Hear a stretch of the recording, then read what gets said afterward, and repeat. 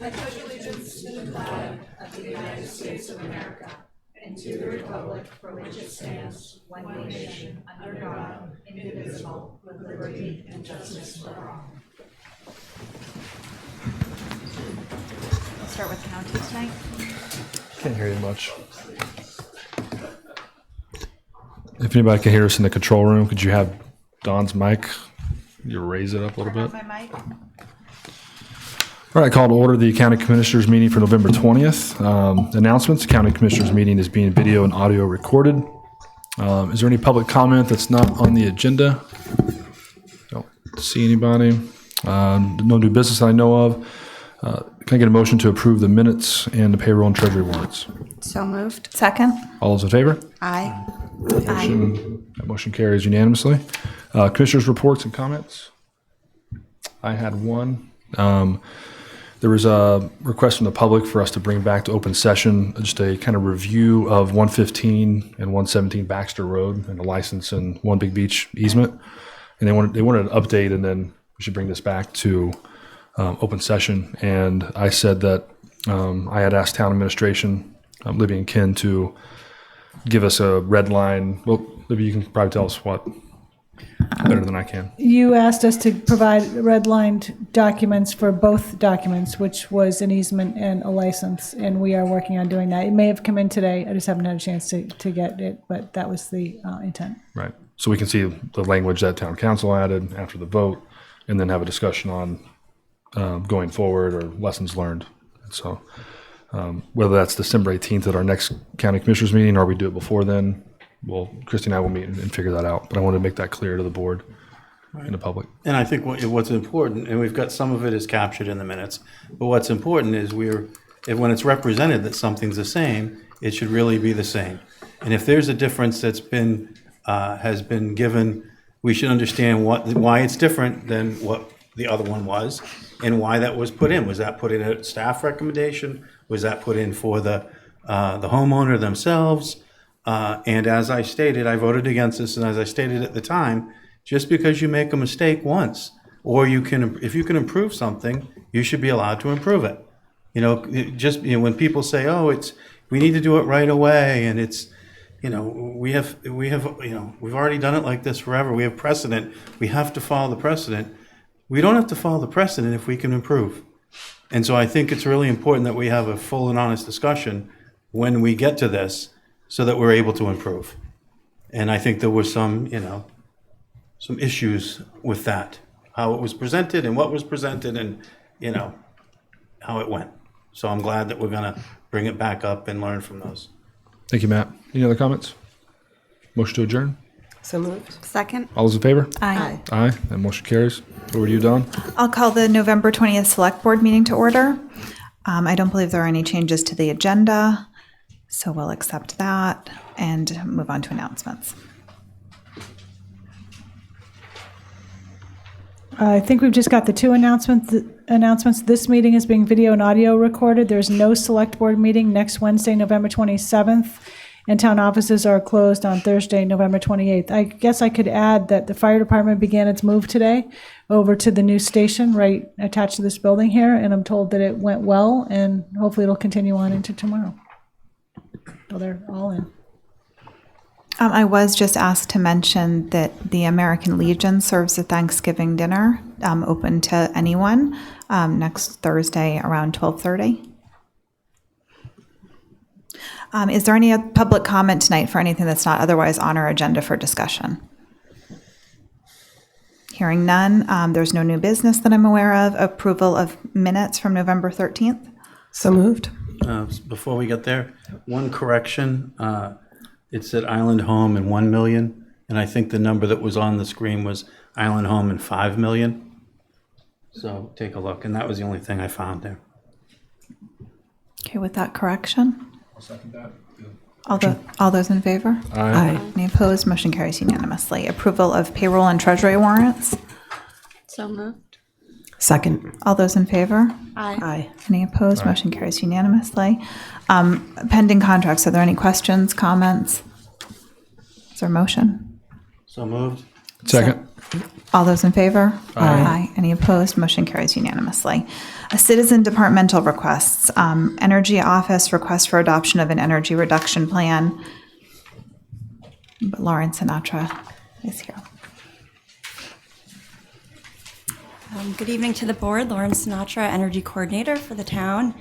Included in your packets this evening is an energy reduction plan, which is the last criterion the town and county, the municipality must adopt for our green communities application, which the deadline is this Friday.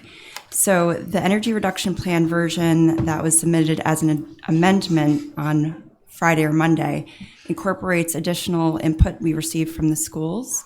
And just to summarize what this is they call it an energy reduction plan. And I'll say plan in quotes because this is really more like a helpful voluntary reference for the town and schools use. The first half of the plan establishes our energy baseline. And this is where most of our time and effort has been spent in the last year. The town has hundreds of fuel accounts across buildings, vehicles. So to get all of those electric accounts, propane accounts, oil, diesel, gasoline, going back 3 years took a lot of time and effort. But we feel that we established the baseline for all of our buildings, vehicles, pumps, etc. And that really does take up the first half of the plan in your packets. The second half of the plan includes ideas and potential projects to reduce the baseline 20% over 5 years. This is aspirational. There is no penalty if we don't meet the baseline reduction.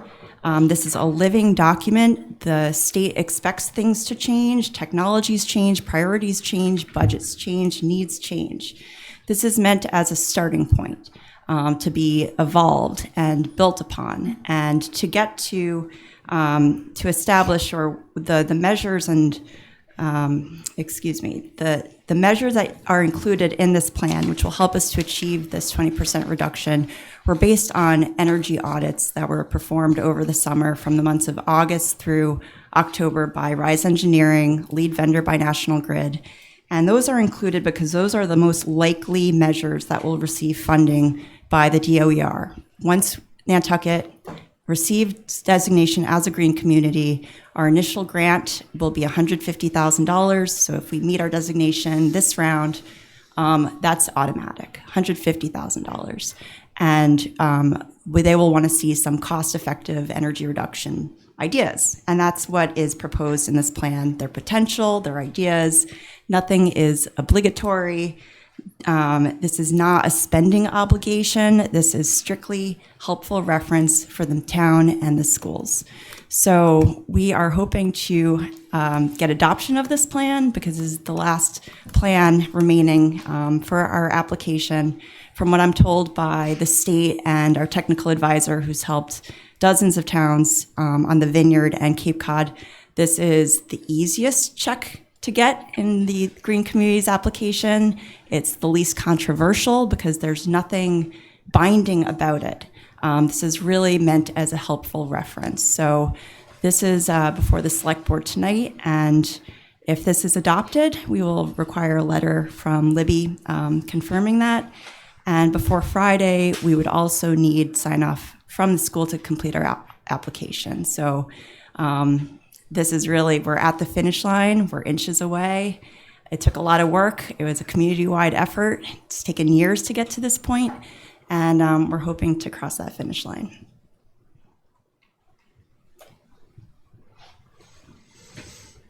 Lauren, can I just ask, it's $150,000 in the first year and then ongoing. What are the sort of financial opportunities? Yep, in future rounds, each municipality is able to apply for up to $250,000 in funding. And that would be joint town school. And that's every year. Every year. There's been $20 million given out by the state over the last 10 years. So it's money that we hope to receive and get back to our community. I have a question. When you guys were looking at all the different accounts, Yes. at all the different, do they pay different rates? Are the rates all over the place, or are they all pretty similar? The town, I believe, has fuel contracts. So there is a percentage below, I think, fair market. So that does fluctuate month to month, we saw. And yes, there's different costs for each of the fuel sources. Different sources, but the electric rate is the rate and the town, contract is the we contract. negotiated and executed a supply contract with a third-party supplier, so that is set until the end of next year. So electricity is constant across the board. There's different arrangements with the liquid fuels. Gotcha. Okay. And then the one question I had when I looked at the different, different possible upgrades, like one was spend, where's the first page? Was spend $14,000 to save $28 a year. And so I'm wondering, do you look at those? Is there a point where you look and say, this one makes sense to, some of these are paybacks in 6-7 years, some of these are paybacks in, in 50 years. Does it make sense to look at it that way for each? It's up to the town to decide what our priorities are and where where we want to spend those dollars. But from what I understand, most towns who become green communities, they're able to completely offset the entire cost through both utility incentives and then the subsidy from the state. So the state does prefer the most cost-effective projects, but they understand those are not always the most prioritized. Gotcha. So if you've got 150,000, maybe 14,000 to insulation makes sense, even though the payback isn't. Exactly. Doesn't, if we're uncomfortable, if it's drafty, if that's important to us. If it doesn't pencil out as well as something else, that's still okay because is how you look at it. It's up to us to make those decisions. This doesn't obligate us to any spending plan. Now, I'm in favor of this. I'm just wondering how those decisions are made. And for example, let's say we're looking at a building that we aren't going, do we really want to put $500,000 into a building that may only last 5 or 10 years? Yep. So we have, those are sort of, when you look at this, you have to be, you don't put solar panels on a roof that's, got 5 years before you replace it because they're going to last 25 or 30. So you have to, so I just want to make sure that we're doing that analysis as we roll this out. Of course. Yes, And which I knew you would, but anything else, I'm fine with it. I'm in favor. Any other questions, comments? So we can certainly adopt this tonight. I hope that we do. The school committee did decline last night to adopt this, but really for the reason that they hadn't had enough time with it. So hopefully we could move things forward with them, but if they can't, if they don't decide to have the superintendent write a letter by Friday, this will push it out a year. So hopefully they'll sign on soon and we'll resubmit next, and we'll submit for 2021. But Right, that's where we are right now. Well, Rita and I I attended the meeting last night. Yeah, I would be aghast if they don't sign on this. It's $150,000 this year. I would be shocked if they wouldn't do it. I guess, could they? They're not going to meet probably between now and Friday. I requested later last night of the chair to post a meeting for Friday, but I'm not sure if that happened.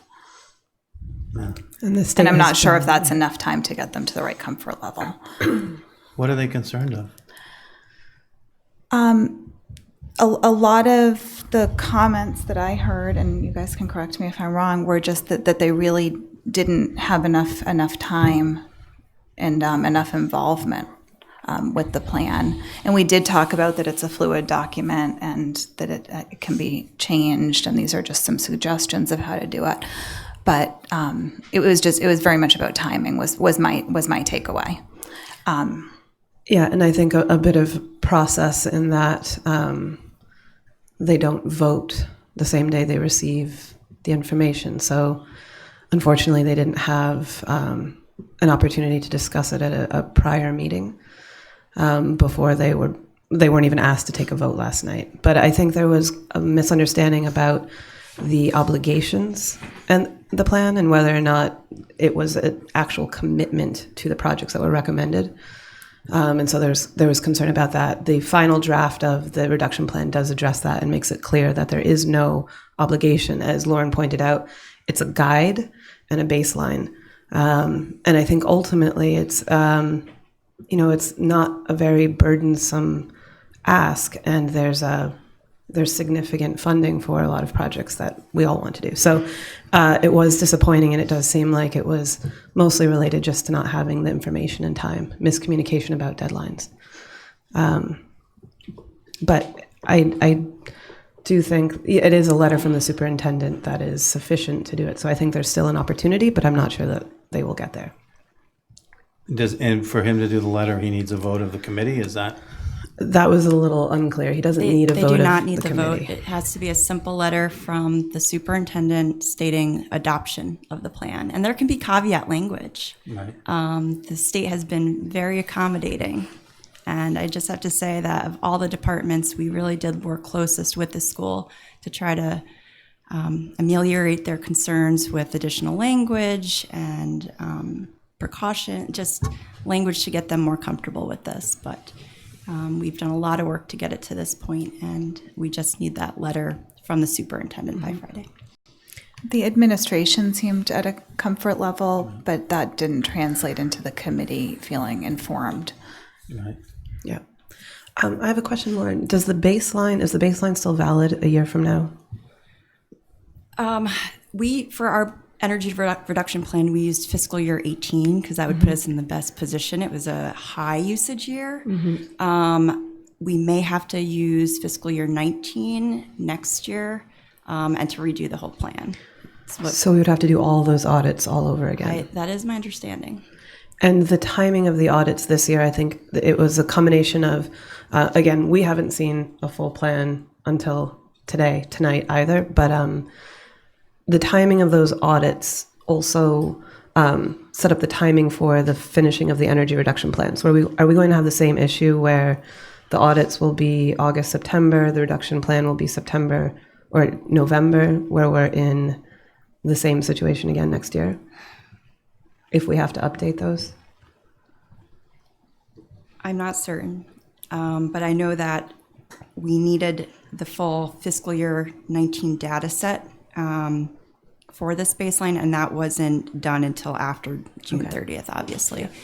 But, we were in line with the other towns, across the board, and we weren't behind. Right. So I think there was just a complication of the energy auditors coming to Nantucket, that the logistics were more complicated, and it took 4 separate visits from them.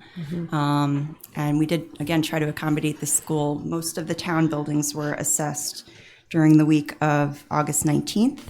The school requested later audits to accommodate prioritize the opening of the schools, and we understood that. So their audits weren't conducted until September 18th, 19th. So that just kind of put us further behind schedule. But not to say we're behind schedule. I mean, we made it. Yeah.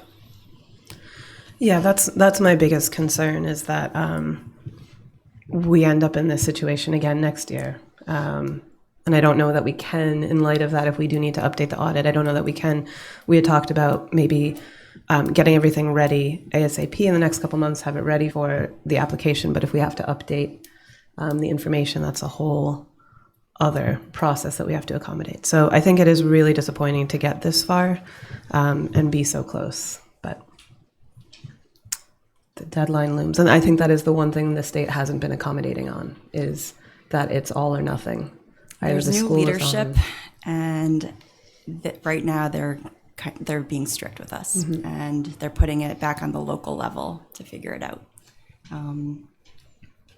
So they have alluded to no. So, I mean, if everyone's comfortable, we can go to a vote, and we will hope that the school can sign on, but it's not a guarantee. And then we'll move forward for next year. And I think the lesson learned is that they definitively need 2 meetings to discuss it. So I think we know that now, that they need their packet at a prior meeting, but to take a vote. Well, the packet's still going to be the same. It's going to be the same thing we have here with Updated. with it all, with a bunch of updated numbers, which is going to take a lot of time to compile again, and $150,000 less, not that we've lost. So I would hope that they could find you know, I would hope that you were persuasive talking to them, and I would hope that they would find a way to, you know, to look at this and realize the benefits far outweigh. tried. I understand. Well, you might be more convincing than you know, so I hope you were. I'd make a motion to accept the energy reduction plan. Second. All those in favor? Aye. Any opposed? Motion carries unanimously. And to submit it on Friday if we have all the pieces. Thank you. Thank you, Lauren. Thank you, Lauren. Would it help if we sent a letter to the school and explained, you know, sort of that we'd have to redo the whole process and, you know, request that they I do it? think we have some representatives here listening. I know. That's. I'm wondering if that would I help. don't- They're getting it live rather than in written format. But I think that they would have, if they didn't post a meeting, they would have to all agree and let the superintendent know Right. to Which sign would a be great. letter. If you like, I'd like to speak, but I can't speak for the entire school committee, Madam Chair. You know, some of the concern is that we weren't involved in the process, and some of the numbers are way off. So we feel we would be remiss just to sign off on a document. We only had a few days or a week to review and talk about. We should be, if the school is an integral part of this energy reduction plan, we should be a part of the process. And our facilities person looked at some of the numbers and they were way off. So we don't feel comfortable in the least signing off on a document of that magnitude, of that importance, okay? So that's where we stand. And I doubt if a strongly worded letter is gonna, you know, get the vote to change before Friday. Right. Well, you know, where I'm comfortable with some of it is understanding that the energy office is going to take a look at these and look at the paybacks and not push forward things that don't make sense. So if the numbers are off, my comfort in voting is that they'll be corrected, and Lauren can correct us if that's true. So that's how I look at it. But Again, I think you guys put us in this position and with the responsibility of looking at what's in the best interest of the school. And at this point, we don't feel comfortable. right. Just for the record, the version in your packets took out all of the numbers associated with school projects. We understand that bids come in higher. These numbers were based on averages that they see across the board in the state for similar types of projects. These numbers don't really mean anything. They don't commit us to anything. And to further accommodate the school, everything regarding a school project in this plan says to be determined TBD. So we can work, we can evolve this, we can get it to a point with enough language, and we think we did, to insert in there to address those concerns. So we think the version in your packet does contain all of those considerations. And can I just ask to clarify as well that there was involvement with the school since Absolutely. March at Yep. least? And we've submitted to the select board, you know, our understanding of this process to date, and we accomplished a lot of work in the last several months especially, but we've been in contact with the school since March, being very explicit and clear about what the two criteria we needed their assistance and participation with were, being the fuel efficient vehicle policy and the energy reduction plan. We worked directly with Diane O'Neill and Michael Kozort about what Green Communities was, what these criterion were about, what the benefits were. So I'm also concerned that this didn't trickle down to the school committee because this has been such a community effort and such a big lift, and so many people have been involved. No, we did get there with the vehicle policy. We so believe so. that part was Right. settled, and I again, think. all of their vehicles are exempt except the one driver's ed vehicle, and it's new. So there's really no anticipated problem there. It's only if they want to buy something new again. But we really, for the record, have we've done a lot. The communication was there, the collaboration was there, the work together was there, not only with myself, but our energy analysts, our technical consultant. There's been constant communication about this initiative. It should not have been a surprise. I think Superintendent Kozort would like to speak. Michael Kozort, Superintendent of Schools.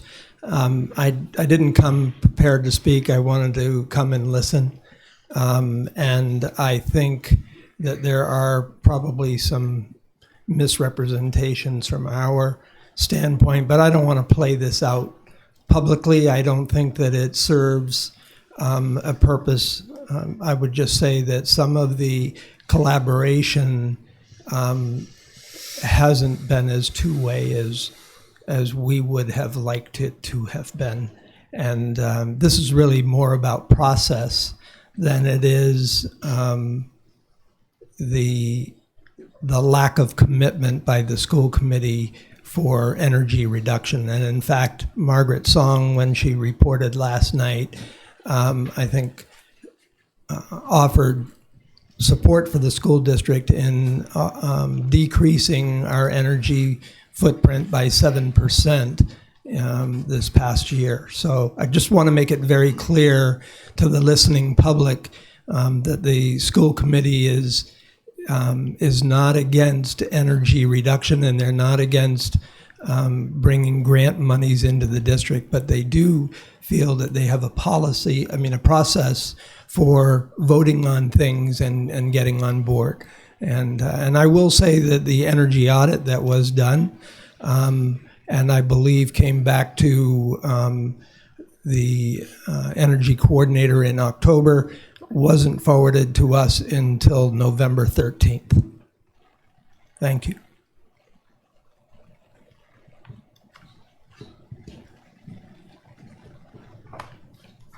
Okay.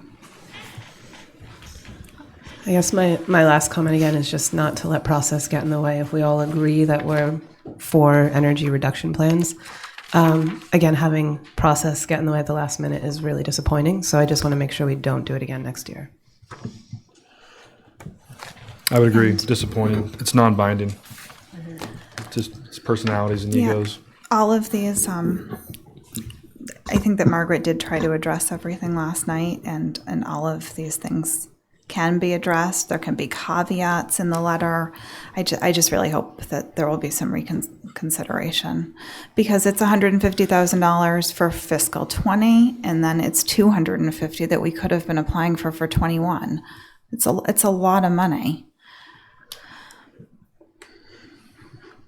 So let's move on to public hearings.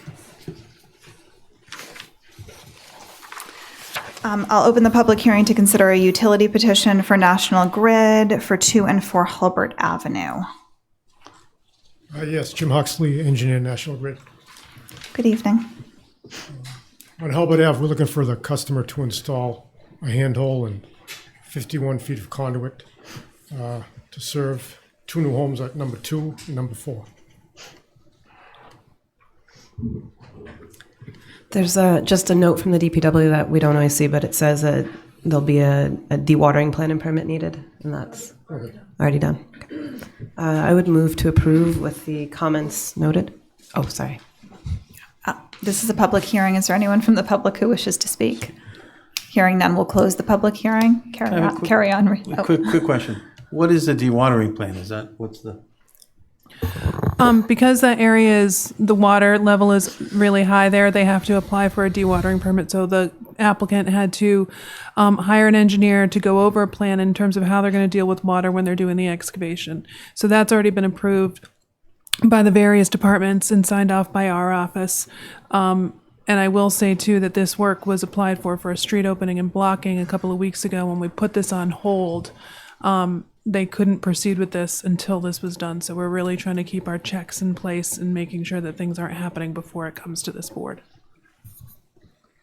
And I get one question for Jim. You guys, when you look at something like this in an area where the water's sort of sitting now quite a bit, do you have to do anything differently, or is it all waterproof anyway? Well, no, it's all waterproof. So you're not worried about it? Motion to approve. With the conditions. Yeah. Second. All those in favor? Aye. Any opposed? Motion carries unanimously. I will open the next public hearing for utility petition at 23 Tennessee. Yes, here we're looking for the customer to install 2 handholds and 50 feet of conduit to service a new building at number 23. Okay, this is a public hearing. Is there anyone from the public? Hearing none, we'll close the public hearing. It's a pleasure. Motion to approve With the conditions. with the conditions. Second? All those in favor? Aye. Any opposed? Motion carries unanimously. Also, Thank you. yes. And now we have our assessor here for a public hearing to determine the tax allocation by classification percentage of residential exemption to be granted for FY 2020. Good evening. I want to start the hearing, unfortunately, with an apology. I just received final approval of our values this afternoon.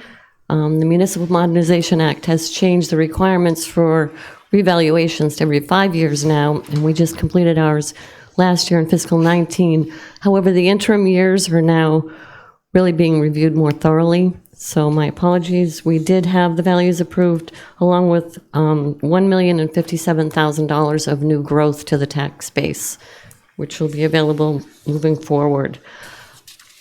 Because values didn't move that much this year, I'm recommending that we stick with what we have used for the past 2 years, a shift of 1.7 to the commercial, industrial, and personal property classes, and adoption of a residential exemption of 25%. I think in light of the moderate changes to values and the impact to the average tax bills, that I think that's a fair recommendation. I did give you hard copies of my presentation, just to review the, when you vote for the shift, I'm sorry, that's not very legible, but basically what we're saying is instead of the commercial class paying 0.41%, it will shift it over to a little higher. So instead of paying $7.8 million, I'm sorry, 4.5 million, it's a little backwards. The commercial class would pay 7.8 million. They'd be responsible for that. Accordingly, the residential class is reduced. Instead of paying 79 million, the residential class would be required to raise 75 million. Based on that shift and the adoption of the exemption, the proposed rates for fiscal 20 would be as written, $3.48 for the residential, $3.31 open space, and then $5.92 for the commercial, industrial, and personal property. A 25% residential exemption would take $528,618 off of each qualifying parcel.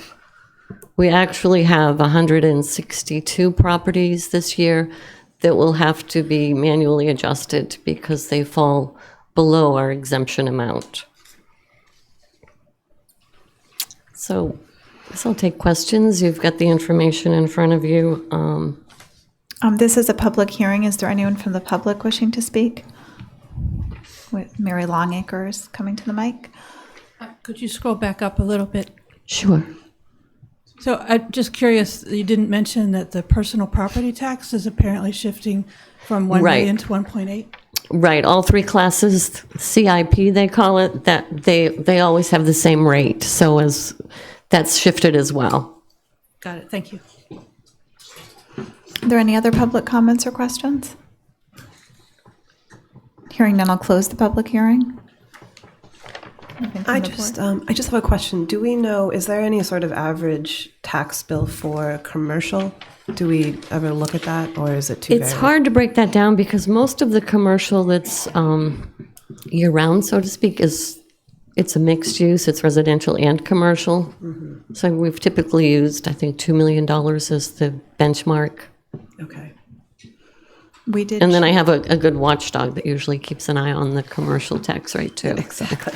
We did change the shift. The shift was couple changed of 2 years years ago? ago. Yeah. We reviewed it extensively, and then beginning in fiscal 18, we went up with the exemption. It went from 20 to 25%, and we reduced the shift. Previously, it was a shift of 175.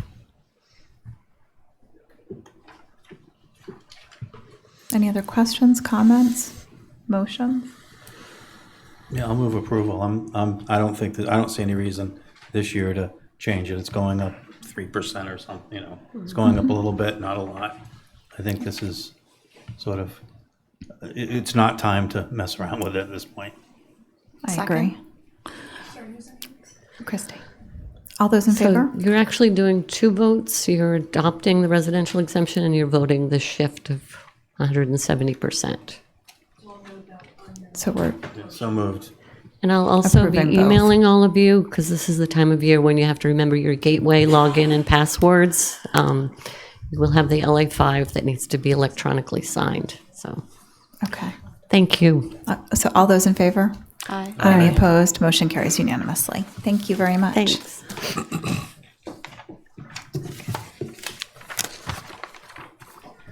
Town managers report.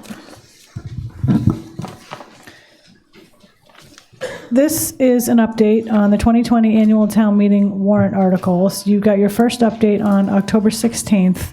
In your packet is outline number 2, which builds upon what you reviewed in October. And what I tried to do here is put in bold all the things that are new or that have come in since you last reviewed this. And there's a couple of things that have come in even since I developed this update. So we've got a bit of a change to Article 7. So the first category here is all the annual articles. The fire chief and I have talked a little bit about increasing the call firefighter pay from $15 an hour to $20.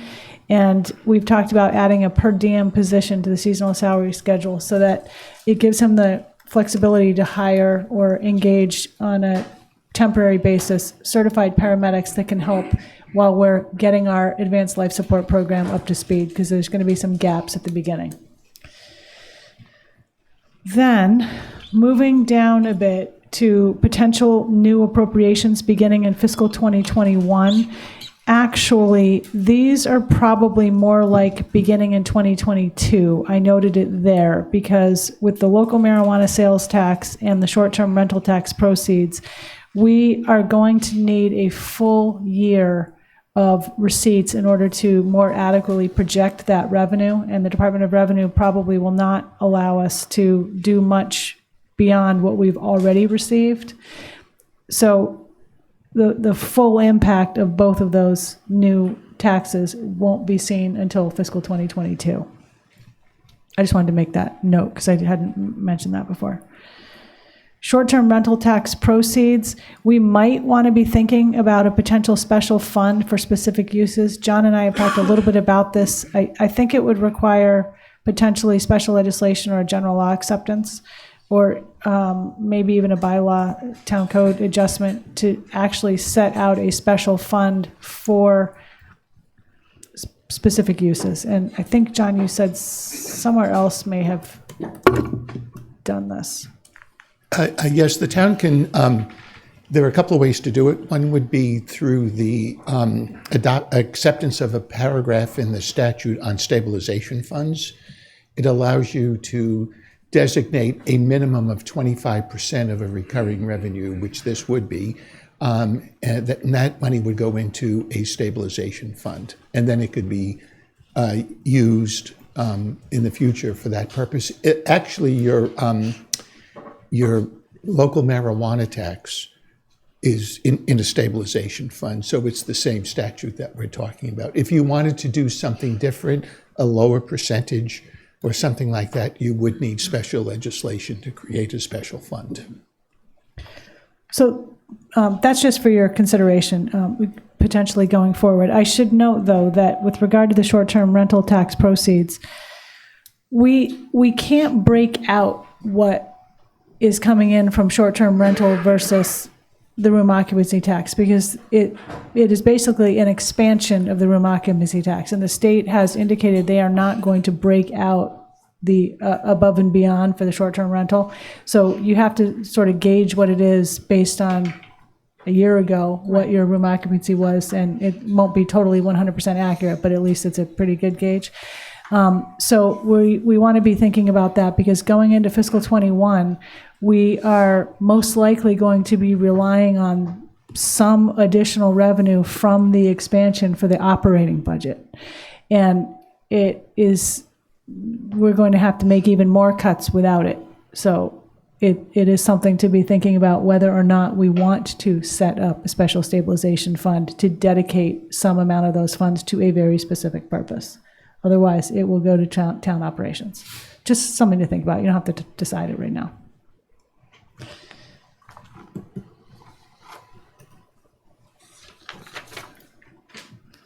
Okay, zoning bylaw and general bylaw amendments. So for zoning bylaws, you heard a little bit from planning, I believe, at your prior meeting, and there are some zoning articles that the planning board will be putting forward, and I think they're going to be working on their narrative as to the need for the zoning articles and that sort of thing that you have requested.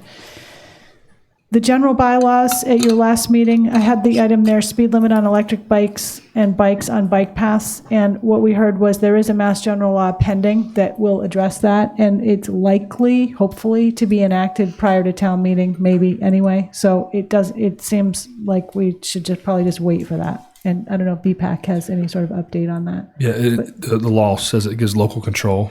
Okay. So we could just decide, because you could get rid of class 1, 2, or 3. And so what's been written right now, unless they change it, is it gives local control. Yeah, but is it was it a vote of town meeting, or is it just the select board? I read it as select board. I think so. That's us. We'll find out, and we'll get that worked in. Okay. Previously, we had a bit of discussion about possible changes to the noise bylaw, and the discussion was banning leaf blowers or restricting when they can be used or require them to be electric only. I just added that because that came in shortly after you initially discussed it, so that might be something to think about.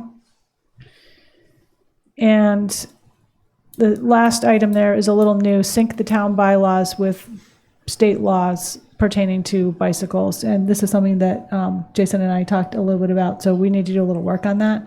But that would be just, I think, just syncing up so that we have the same laws and rules. Right. So it's more than $5 fine if someone's going down the wrong way of a one-way. Yeah. That was in 1955 that bylaw was enacted. Okay. Time for an update. Home rule petitions or charter amendments. So first of all, we have the resubmittal of pending home rule petitions from prior town meetings. The charter change of the Board of Selectmen to Select Board, that is done, and the governor has actually signed off now. So we can check that off our list. This Wanacom-Wisconsin water merger, the Community Housing Bank, and the authorization for affordable housing covenants have not passed, so I think the board would probably want to resubmit.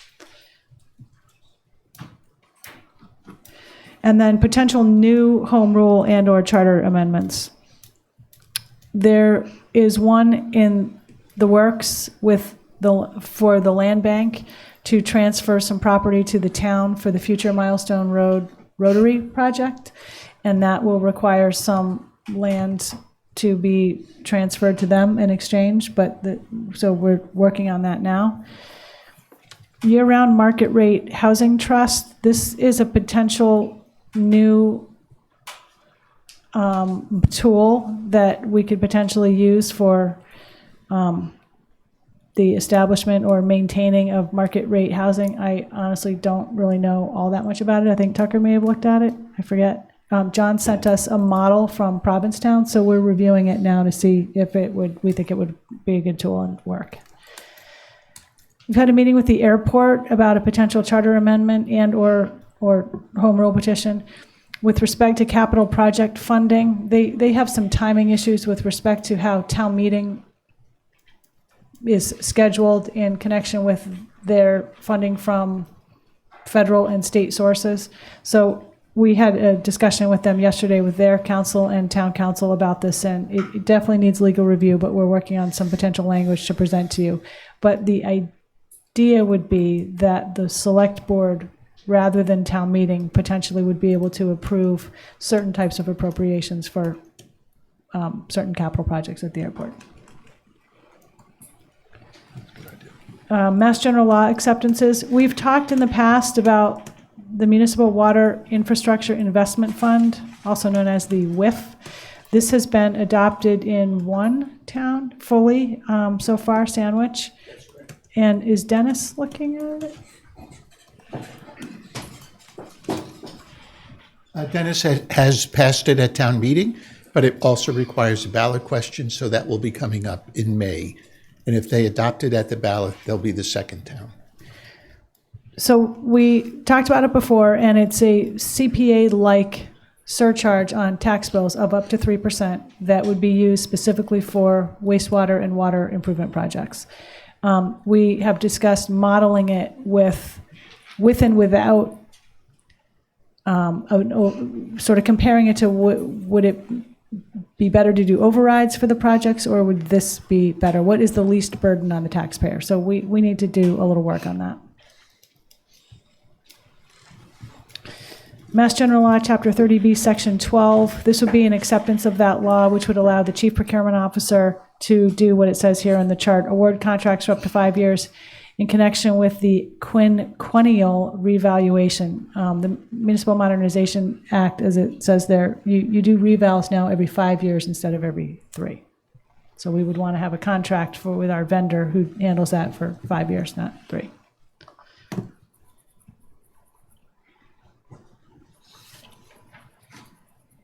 Okay, real estate, there, I just added a little bit more here. Some of this I think you already know about.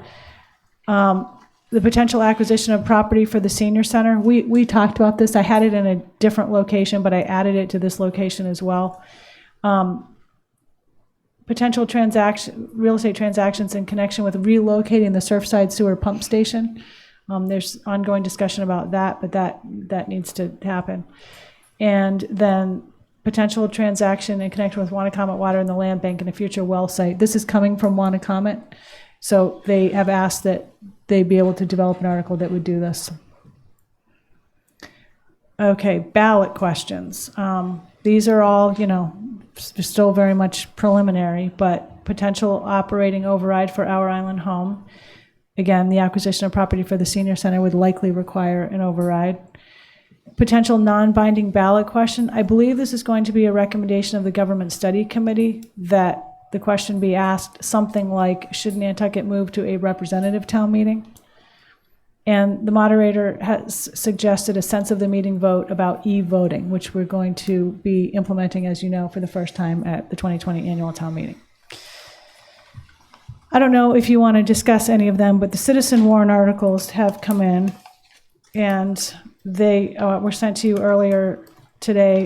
Thanks very much to the town clerk's office, specifically Laura Ramo, the assistant town clerk, and the other staff. She got these articles certified in record time, and we have about double the number of citizen articles that we've had in prior years. So that was really excellent work on her behalf. I have not reviewed really any of these. They've just gone to town council. He's going to be doing his triage review of them, and they will be discussed at a finance committee meeting on December 12th. And if the board if you want to schedule any discussion for future meetings, that's totally fine. There are 53 citizens articles. So town administration is going to be going through them as well and probably making some recommendations on them. And again, town council will be reviewing them. Did anyone? And they will be getting online as soon as possible. Yes, people asked me that today, where they would be. Great. And it will be on our webpage? They'll be on the town meeting and elections webpage. Okay. Did anyone I started reading them, but I haven't read them all in full. Did anybody want to discuss anything tonight or wait for town council review?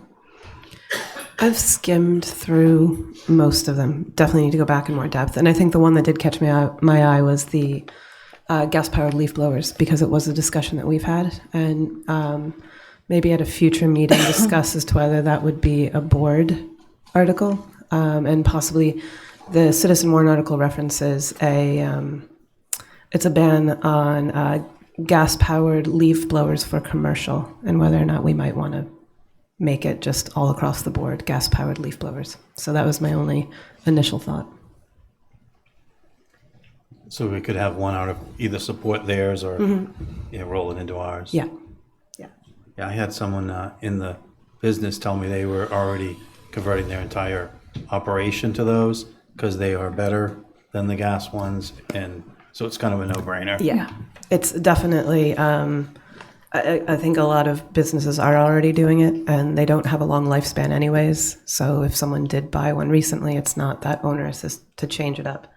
And I think, again, for noise, carbon emissions, all of that, it is the way a lot of people are going, and they're more reliable. So I think it is an easy one.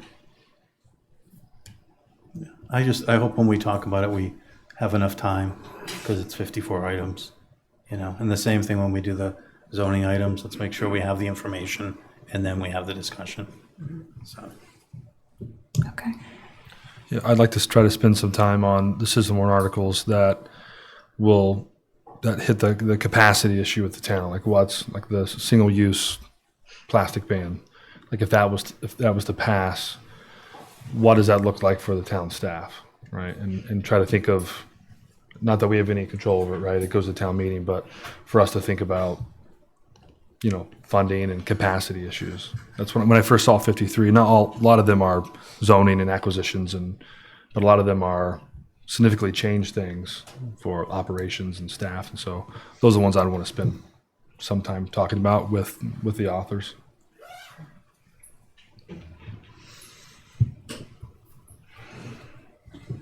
Okay.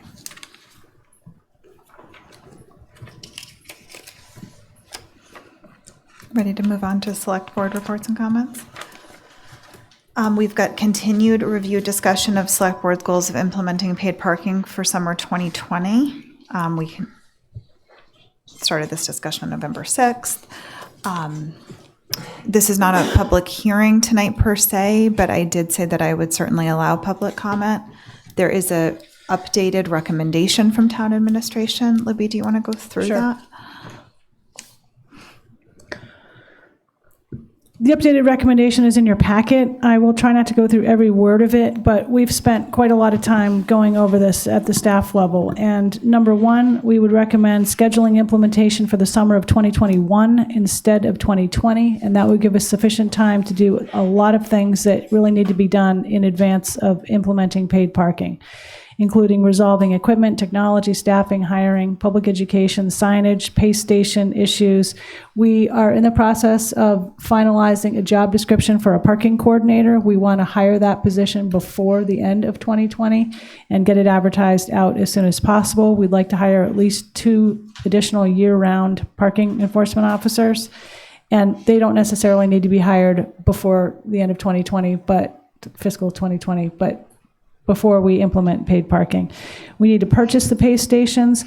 I should note that our initial recommendation was not to purchase multiple pay stations. However, upon further reflection and listening to some of the public comment and talking with some other towns about it, we really are going to need some pay stations around town. We can't rely on the app itself for a variety of reasons, and there are varying costs associated with the pay stations. We aren't sure if we need to obtain HDC approval for the pay stations or their locations, and we potentially will need to contract with somebody to install them. We'd like to obtain further feedback from citizens and businesses, sort of similar to the way in which we are working the town manager's plastics ban work group. And this would be specific to the decision points that the board will need to finalize in order to implement the program. And those items are shown: the paid parking rates, the hours and dates of enforcement, the grace period, where would the time zones be, maybe help with where the pay stations would be located.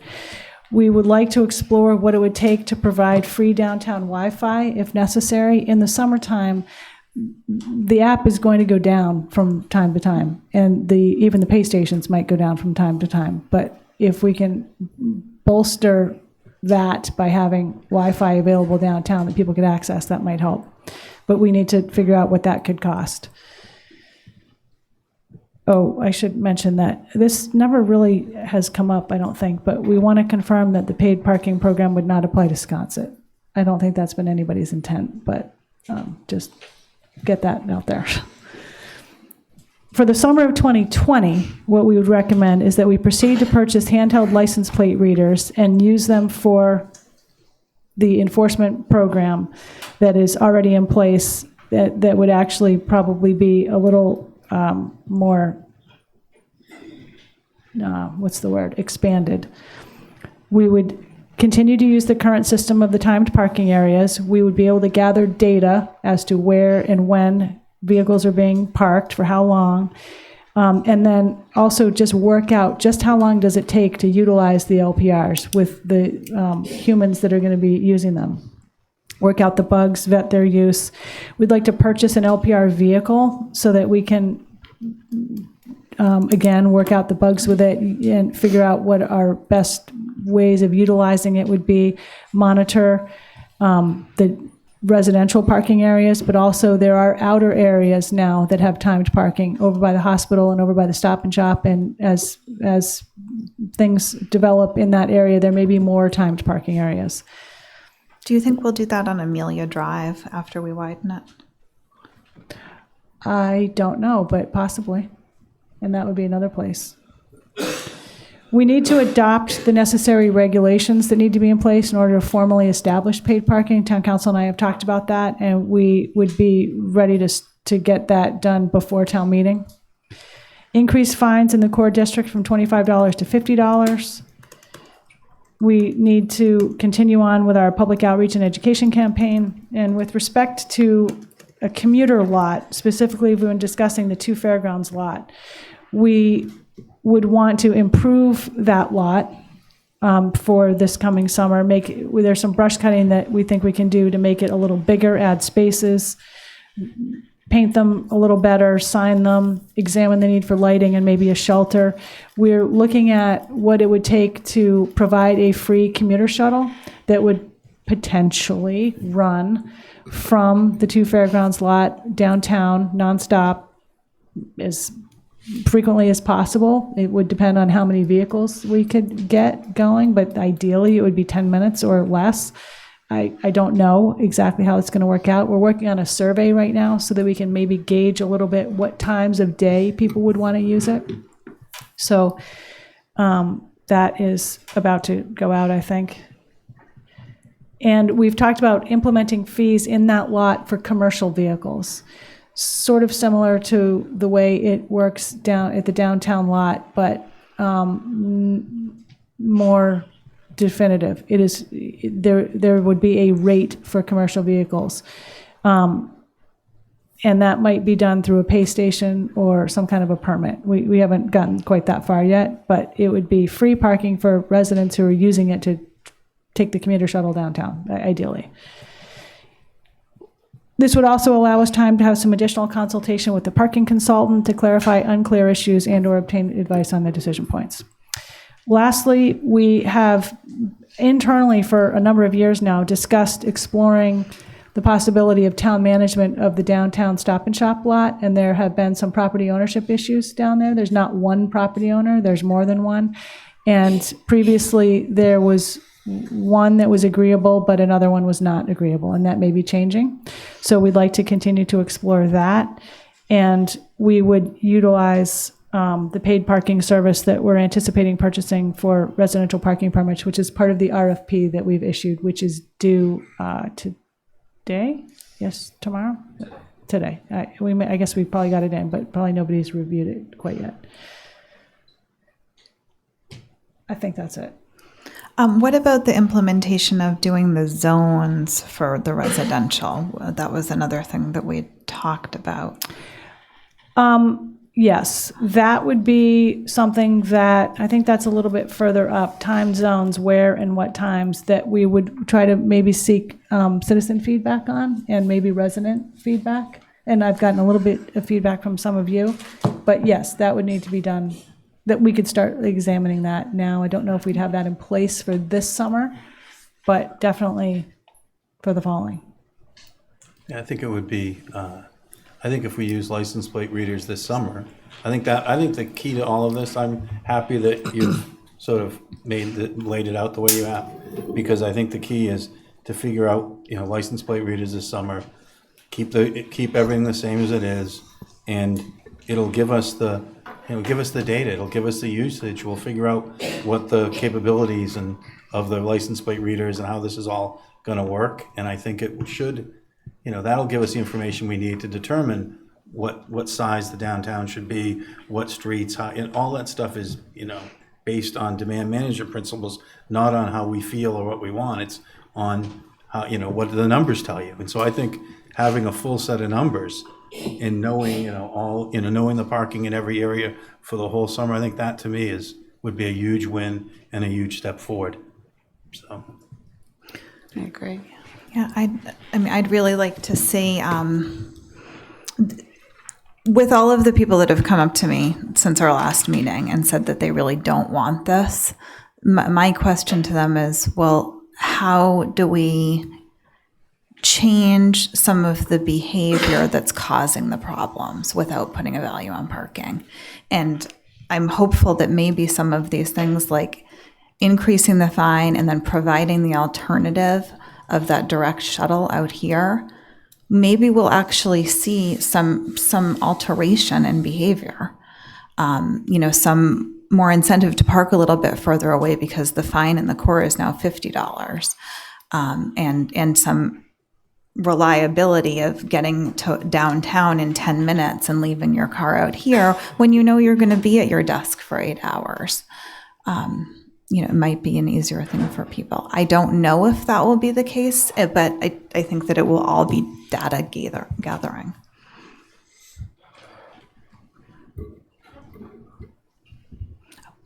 Let me just see if the board has any more comments before we start public comment. Yes, absolutely. Yeah, I'll follow up on that. I've been through this once before. We tightened this up, my first go around 15, 18 years ago. We tightened it up for a couple years and it worked. We had some turnover and that was 10,000 cars ago, peak season. But it worked for a couple years and then it sort of fell apart. And what I think will happen is a lot of the people that, if we enforce the existing rules stringently and we follow in the 2 hours we get there every 2 hours and the 1 hour we get there every hour, I think we're going to give a lot of tickets out at $50 and people are going to be really upset. And they're going to come like they did last time and they'll complain about how stringent we are. And so, I think what we're offering, I think the license plate, I think the demand management itself will work. You have to change only a small percentage of the people have to change their use. But I think if we do this under the existing rules and do a good job of it, I think we're going to have more of those people upset. So I just, I'm not saying not to do a good job. The rules are the rules and we should do it the best we can. But I think, I've been through it before and, we did tighten it up and it did work, but then it kind of fell apart again. And that was, like I said, that was 10 or 15,000 cars peak summer ago. We're at about 32,000 now. So I think that's I think we're on the right direction and I think the recommendation is right. And I don't think that there's any magic bullet. We're all going to have to change somewhat. So.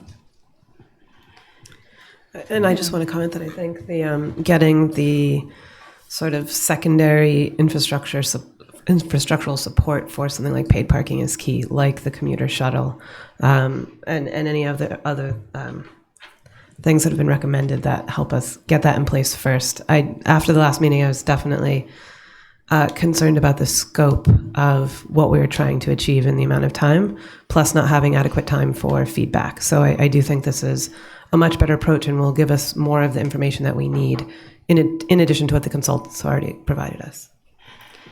Yeah, I think sometimes the policymakers put the policy in place before the infrastructure, and I think this is a good step forward where we can work on that infrastructure. But if we hadn't set that policy and said we wanted paid parking, I don't think we all would have put our heads together and thought of moving this in this direction. So I think it's really good that we set that policy and that we try to stick to that. I talked with Libby about it, the idea of having kind of the waste summit that Rob's been doing, but for paid parking. So going over all these different decision points and being able to get the public input for everything from the zones to the rate to how long we should be charging in the off season and all of that. So I think we really need to be working with the public on this. And then I really like the idea of the Wi-Fi downtown because I think that ties into our strategic plan as well and with IT and technology. So it kind of kills two birds with one stone. And I'm excited about data. You guys pretty much said everything that I was thinking, but on the record, I like that we're testing the technology. And if there's a chance to get data from it, if Chief can figure out how to actually use it to get reliable data. But I think it needs to be connected to some kind of data initiative, whether we hire someone like the data platform to capture the data and get a really good baseline. So if we do go forward with what we're planning on 2021, we have a good baseline and we can see if it doesn't work, if it works, if it kind of works. So I think we want to try to think through that. I know we don't have a lot of time. I've said this at like BPAC at different places. I think we need to have some type of, I don't even know where it is, some kind of drop off for Uber, Lyft, hotels, shuttle buses, those type of things before you get downtown. And I have some ideas of where that could go. You know, I almost said Lincoln Circle,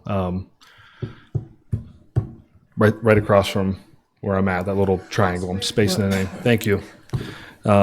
Something like that where it could be dropped off just in season. And we're not promoting Uber and Lyft, but they're here. Right? They're everywhere. So if we can stop them from going through town and it's easy and it's quick and everybody knows to go there, airports do it all the time.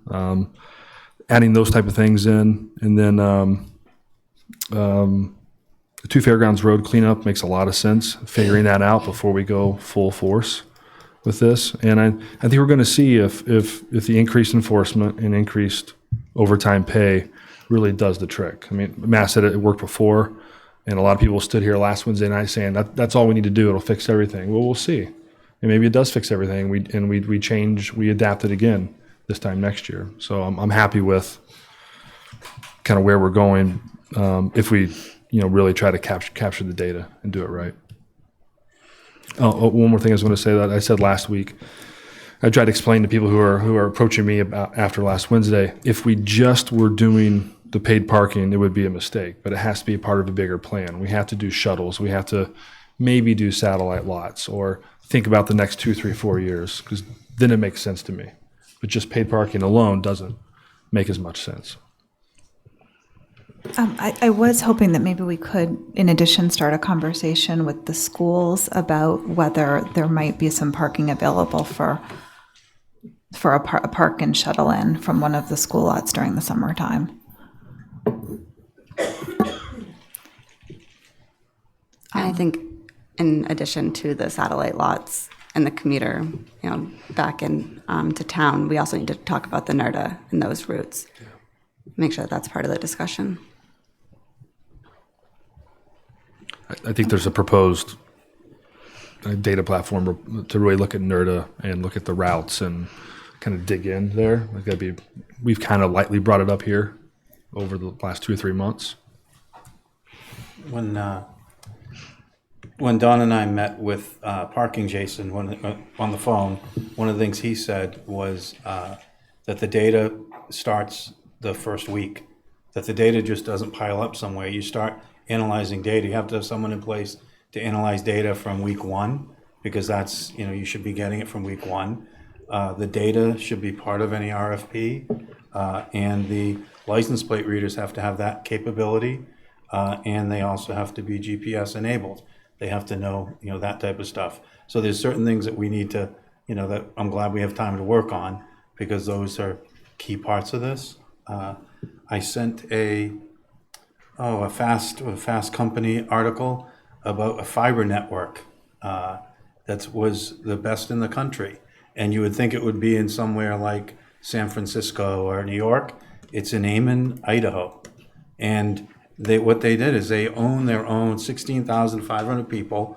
They own their own fiber network. They install it when they do their water and their other things. And they pay $9 a month instead of $90 a month for their internet. And you're able to switch, online and just switch when you want. So if we're going to be looking, is sort of one of the things I thought about, if we're going to be looking at our wireless capability and that type of thing, there's, it's not going to happen overnight, but it's something that we may want to look toward, especially because, especially with the fact that we have trouble getting the poles moved because of the wires, we don't own them. If we want to eventually get rid of those, maybe we need to own them. So I think there's things like that which seem a little crazy, but if Amman, Idaho can do it, I would think, that at some point we will. I'm not putting that on anyone's plate now, but it just seems to make sense to me. Can I take public comment now? Curtis Barnes. Mary Longacre next. Thank you, Curtis Barnes. I'm very impressed with the progress you've made, and I think you're doing the right thing. I want to share with you an anecdotal comment. I was talking with my good friend Mike Kopko yesterday, and he was here for a while. He's still here. And we were talking about the whole thing, and he said, well, he's not really in favor of this, I don't think. But he said, here's the way to fix it. Tow a couple of cars. He said, if you start towing cars who are serious violators, after the fourth car is towed off Main Street, all the problem will disappear. The word will get out. So I wanted to come and share that comment with you tonight, and it would be very interesting to see if we tow a couple of cars off Main Street this summer who are egregious violators, what the effect would be. Thank you very much. Thank you. Kopko, you gonna tow them for us? Is that? Mary Longacre, just quickly to Matt's point, Open Cape Corporation on the Cape is installing municipal fiber internet. That there's already a nonprofit company on the Cape doing that, so we should definitely talk to them. I'm very encouraged by what I heard tonight on this parking plan.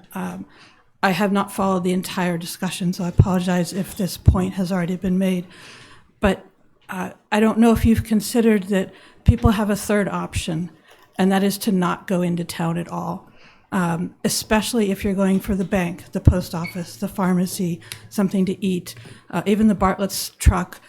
You can also go through the Mid-Island to get to the alternate sites for those. And so if you're going to put paid parking downtown, I think you really need to discuss what the impact on the Mid-Island area is going to be as people choose to go where they can park for free. And what the impact on the downtown businesses will be as well. Thank you.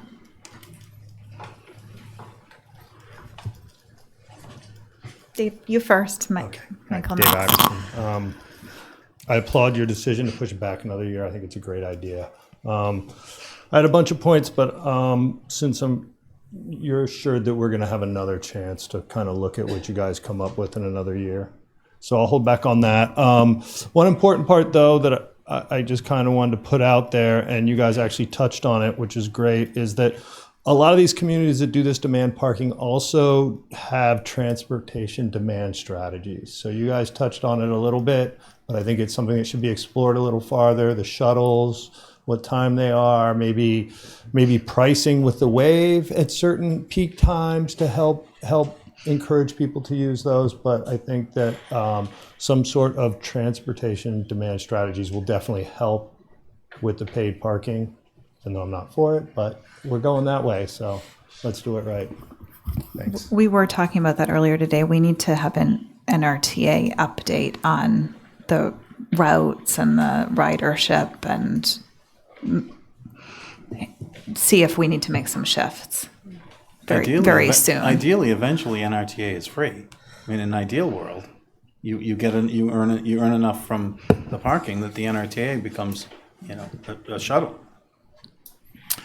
Thank you, Madam Chair and members. I really appreciate the staff's recommendation coming forward. I think they're right and very thoughtful about just not being ready to pull the trigger on this for the coming year, and I hope the board will consider that. I think that it also presents a great opportunity by waiting, because I hope the board will also consider other approaches to managing parking downtown than implementing paid parking, that's still an open conversation. Jason made a great point about being able to spend a little money on stuff for the coming year and get some data, real data that we can use. And that data may or may not show that paid parking is an appropriate approach. It may show that there are other approaches that make more sense. The Nelson Nygaard study, which we've referred to a lot here and was back when I was on the board, found, as I recall, that there were like 2 or 3 Fridays and 2 or 3 Saturdays in July and August that we were over 85%, and the rest of the time we weren't. So while there's a lot of anecdotal, I had to drive around the block talk, people generally found a place to park. And Matt makes a great, yeah. It was 105%. 100 The all right. night you're talking about was 105%. Right. They'd never seen anything like that Right. in all their years. Right. Yeah. And it was about 6 nights a year, as I recall. Yeah, well, it's a little more than that, but yeah. Something but, like that. And Matt makes a great point too about enforcement. I appreciate Curtis's kind words. I did happen to talk to him about towing. One thing I hope the board will consider in thinking about strategies, I don't think that financial incentives are going to incentivize people to change their behavior on Nantucket in the summer. You've got people, there's a certain percentage of scofflaws, let's call them, who are tying up parking downtown. Some of them are visitors, some of them are tourists, some of them are people that work downtown who every summer they think ahead and they go, okay, my budget for parking is $125 a week. That averages out to a ticket a day.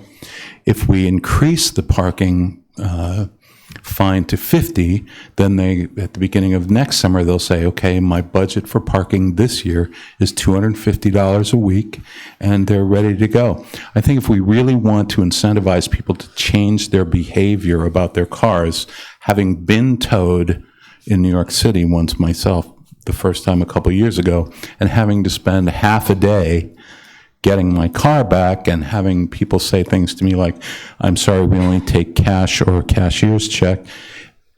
That changed my parking behavior immediately. And every time I park now there, I get out of the car, I look at the signs, I make sure I'm legal, I'm good to go.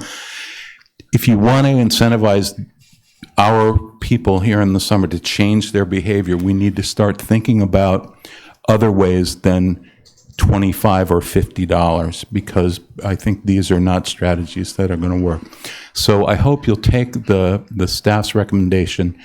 I hope that we'll take this opportunity, this pause, to consider the data and what other strategies might work. And I hope going forward that you'll involve the public in the conversation, and more importantly, the police department, because whatever we're going to implement at some point, they're the ones who are going to have to carry that whole load. And if they're not in 100% from the get-go, it's not going to work anyway. So thank you for your consideration. Thank you. Mary? If I may build on that, there are a lot of sticks in this approach, fines and towing and not being able to go downtown. I'd really like to see more focus on some carrots. What can we trade people? What can we promise people? What can we give people so that they're happy not going downtown in a car, as opposed to being angry about how difficult it is to go downtown in a car?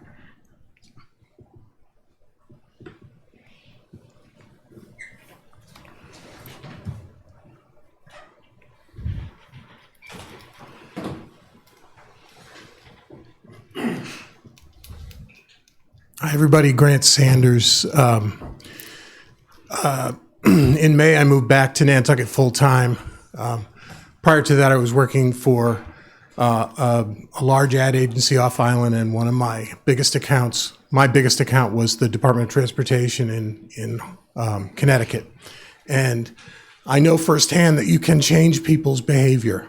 It is doable. It's not easy. And it is possible to get people out of their cars. In Hartford, one of the things we did was we created this amazing bus rapid transit system that ran from New Britain to Hartford. It took a 2-hour trip on many days and turned it into a 20-minute trip. There are ways to do this kind of thing. And you're right, there have to be carrots and sticks. If anybody is interested, in New Haven on Monday, there is the Northeast Multimodal Transportation Summit. My new ad agency is a sponsor of that summit, so it's close to my heart. But I think you ought to send a couple of people from the town to see what's happening in Hartford, to see how they took a really awful car situation and turned it into a really great commute. On the first day that the CT Fast Track bus rapid transit system opened, 14,000 people got on board. That's the population of this island. Thank you.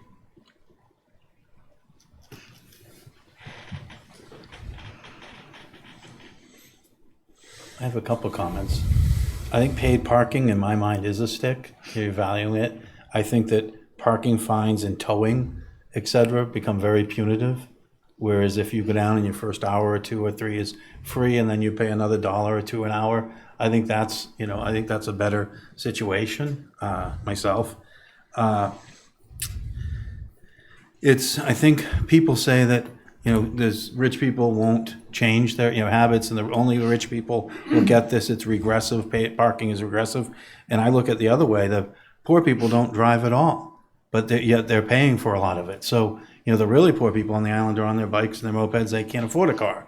And so I don't find it that regressive. I think that a lot of the people who park a lot downtown on Main Street all winter are very price sensitive. And the way you can tell is the first day we start ticketing, there's spaces open on Main Street all of a sudden. It's like magic. They put 2 or 3 tickets out and everyone clears out. So people are very price sensitive. And so it only is going to, if you're trying to get to 15% on 300, you need 45 people, in that hour or 2 hour to make a different choice. You don't need 300 people to make a choice. You just need 45 continually.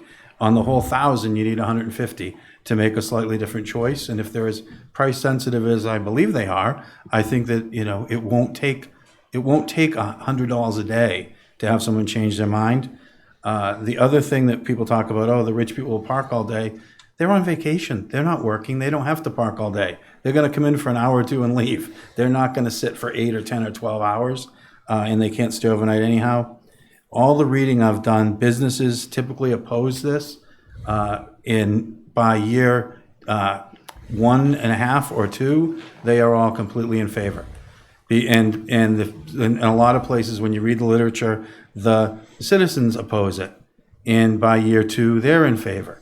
So it really, I think, there's a lot of positives to this, and we're not ready to do it now, and I agree with the recommendation, but I hope that we continue to sort of understand the positives of it as well. I think that I don't want to set up a towing $50 fine, $50 ticket, 3 tickets on every car every day system. I think that that's really not friendly to the visitors and not friendly to the workforce that has to be down there. I think there's a better way, and I hope that we keep working to figure that out. I would agree that although, again, I think we have a lot of work before we can implement paid parking, it does seem like a more pleasant downtown experience, even if you're only there for an hour or 2. I think the sticks that we're talking about, they're pretty aggressive, and I think the anxiety around trying to make sure that you're not there for 2 hours and 10 minutes actually makes the downtown experience a lot less pleasant. So I think that I agree that we, taking these sort of scaled back steps, putting other things in place first is important, but I don't know that stick approach is actually any better than the paid parking. I think the paid parking might end up being preferable. But I also agree with Jason and Dawn that, we'll see what the next summer tells us about what are the next steps. I think we're trying to, the idea behind this is to reward good behavior versus punish bad behavior. And so me personally, I know we have a lot of work to do, but I like the choice. I love feeling like I'm in control, even though I'm not. If I go somewhere and I can use my phone and I get to choose to park there for 3 hours versus getting a ticket. I feel like that's out of my control, and it's just in my head. But I feel like I like that part of the paid parking.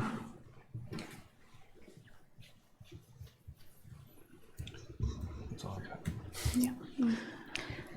I just think we have to think about the convenience of getting to town by other routes. So I think there's a comment about the financial incentive won't be enough, but it's really about the convenience. It could be 5 times more expensive to drive, but if it's really difficult to get to town by the NERDA, you're still going to take on that cost because you need the convenience. So again, that kind of goes back to Jason's point about looking at the whole picture. How do we make it convenient to get to town by the other routes? And like a free shuttle from a free place to park, it is a carrot in my mind. When we did the comp plan, this is going back 20 years, we had a couple consultants then that gave us the numbers and I would say, what's going to happen then and what's going to happen in the future? And they'd say, well, we can't really tell you that. And you go, well, why did we hire you if you can't tell us? Isn't that your thing? And then eventually you could tease it out of them. And one of the things that really struck me is I said, what happens to places that use traditional traffic methods and and we just keep adding cars and cars and cars, and what happens? What will happen to our downtown? And they said, eventually you'll close, sort of one street. And then that'll make it a little busier, and you'll have to close 2 or 3 streets. You'll close a whole block. And then everyone will be sort of circling around the outside of that. So that'll be even busier. And then what you'll have to do is you'll have to dedicate one street, Washington Street or Orange Street, completely to buses and taxis. And you'll have to get people in and out. You'll have one street dedicated. You have most of your downtown closed and one street dedicated to buses going in and out. And when I sort of walked through that in my head, that's when I put the article forward to find a way to limit vehicles, which the town voted twice, but we've never implemented or gone farther. What Grant is talking about is great, to have the buses that speed in, but those buses have to have a dedicated lane or a way to skip skip through quicker. And unfortunately, our roads, we don't have that option in a lot of cases unless we pick one road and close it. So really, when we get to the point where we're going to try to solve this, we have to look at sort of everything holistically and not think that traditional ways of doing it are going to work, because I don't think we want a place where we're closing one road in the peak summer and most of downtown doesn't have vehicles in it. It'd be really pleasant, but I think it's not a living town. It's not what we want to do. So some of these things are, some of these steps that are a little bit of a inconvenience or to all of us, I look at them as a better choice than, what we could face if we don't. So.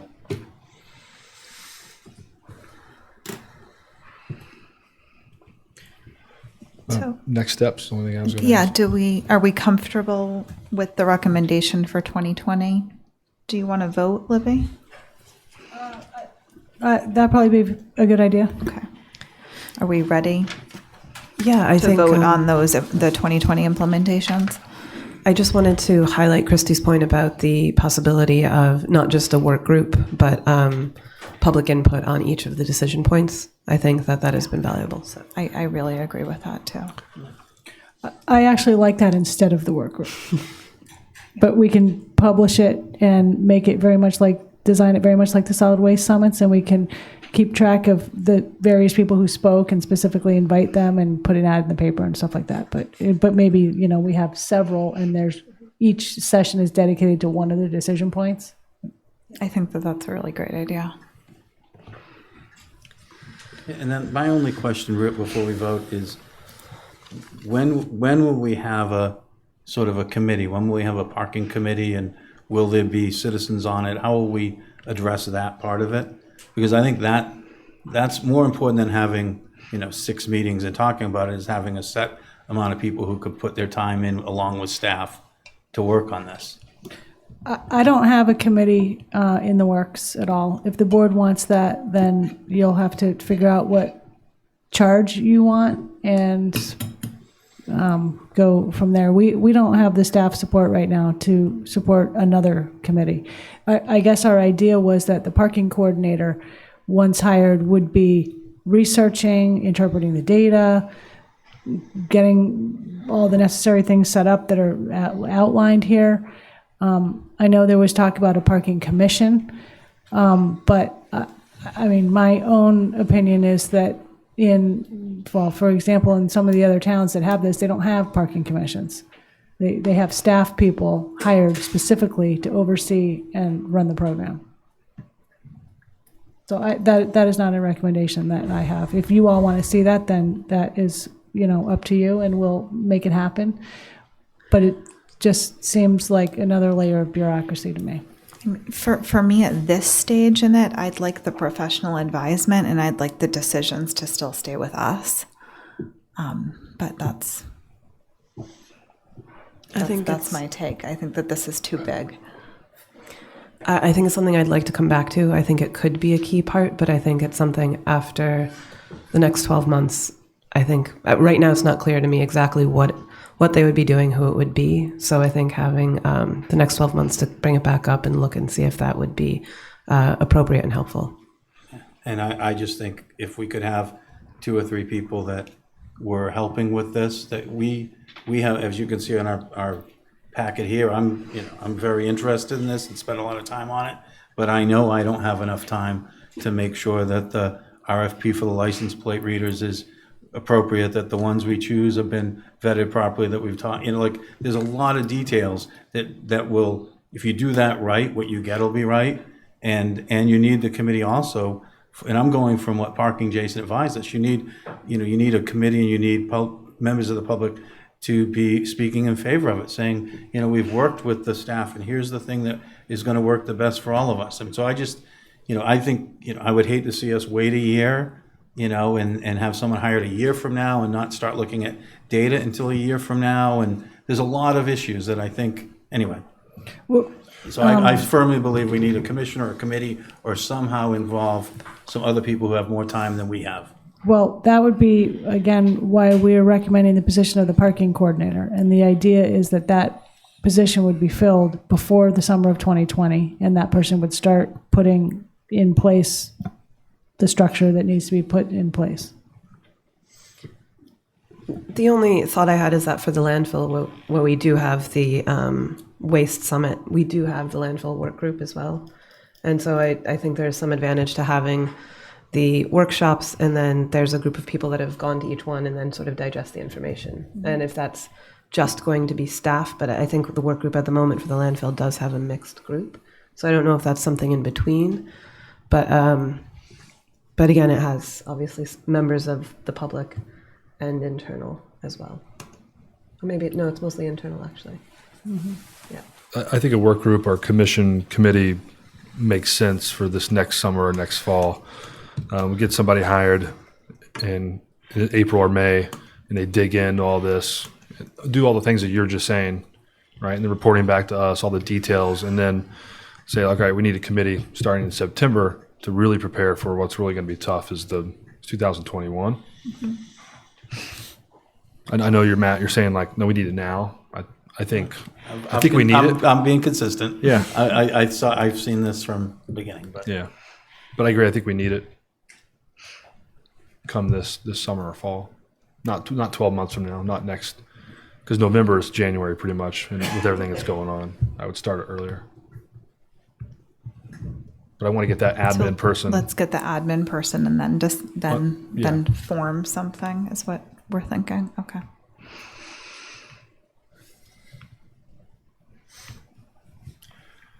Do we want to add that to the recommendation and add the summits in our motion? I already jotted down the summits myself. I mean, I don't know. I'm going to have to add to the growing list of things to do what a parking commission is going to do and where they're going to meet and if they're going to be taped and who's going to do their minutes and all that. So that's why I was trying to suggest that the parking coordinator position be filled first. I think that's what we just said. Okay, but I don't know that this is going to be in place before summer, this commission that we're talking about. I said summer or fall. Okay. That was my suggestion. I want the parking coordinator, whoever that may be, to get their feet wet and get going before a committee or commission would start. That's my suggestion. I mean, that person would most likely have some thoughts on how many people it should be and how the meetings should be structured. Right? Well, it'll depend on their experience. It'll depend if they've done this before or they're going to be learning on the fly. So, yeah, I can't answer whether they'll have that or not. I'm not going to hold up this vote. I think I'm in favor of this, but I just want to keep that, that front and center because I know how busy everyone is, and I know sometimes these things come up and, oh, it's really important. And then a year later, we're like, oh yeah, it was really important. So if we have if you have people, it doesn't have to be an exactly commission. It can be working alongside staff in a regular weekly, bi-weekly meeting, whatever it takes. The first year or two is when most of the time is going to be spent. You know, to get it right, and it's going to take regular data analysis. It's going to take regular tweaking, and so that part has to be sorted. So, but I'm happy to talk about it again midsummer in the fall if necessary. Okay. Yeah, and maybe if we time the conversation with when a parking coordinator is hired. And maybe they give us a report on what they're seeing.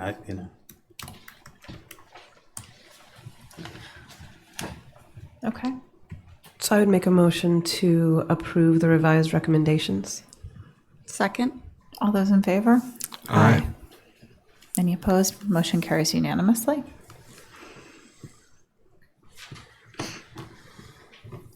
Okay, next we have a discussion regarding whether or not to consider bike share program businesses, including need, potential license conditions, licensing process, and other related issues. We talked about this a little bit at the agenda meeting. I think the main thing for us is to decide if this is what we want to allow, and then BPAC and administration will finalize the parameters of it. Obviously, we can answer any questions. Did Jason or Matt want to give any background? I can just give some just basic background. So we last January started looking at this, so almost a year ago, just in general. It was brought to BPAC, and then the last 4 months, the last 4 meetings we've had, we've looked in detail of the regulations in here, Erica, the 23 points.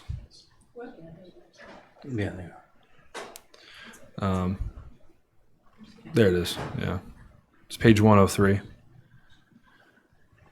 in the packet.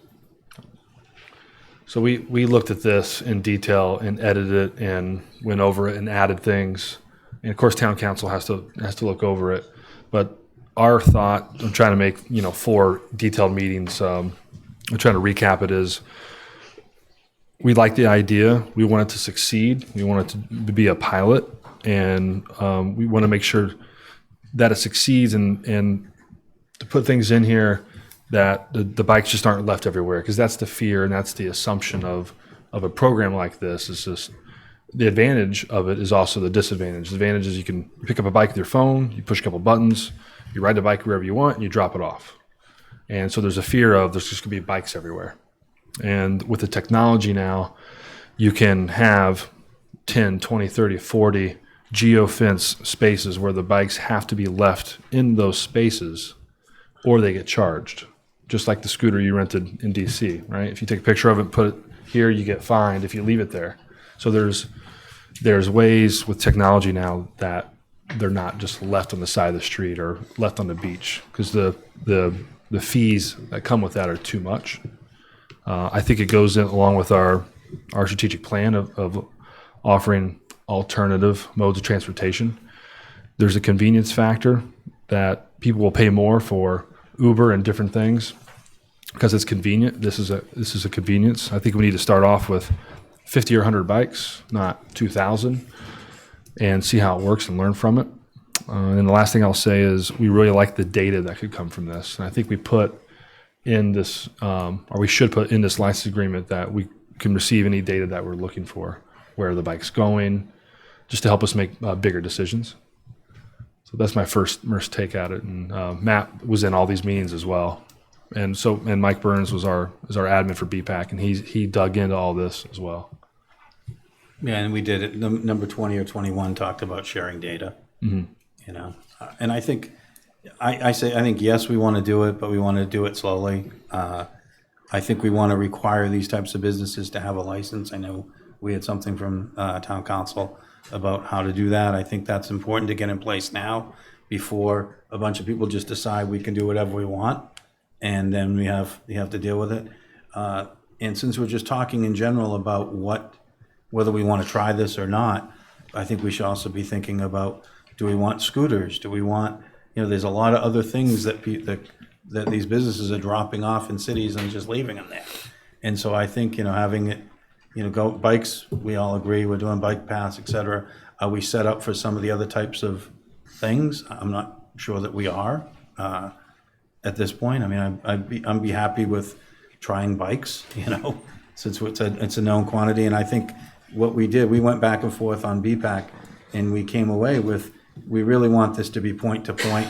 A lot of what the sales pitch a lot of times is, you can just leave these everywhere and anywhere, and everyone can deal with it, which in my mind is just means they're gonna end up everywhere. And we don't have enough room as it is. Like, we're looking for spaces already for bike racks, and where do we put people, where do we, if we want people to bike, where can they park, and how, and so I just think something that we sort of went in between going everywhere, and we said, hey, find places to put these, and we'll support you.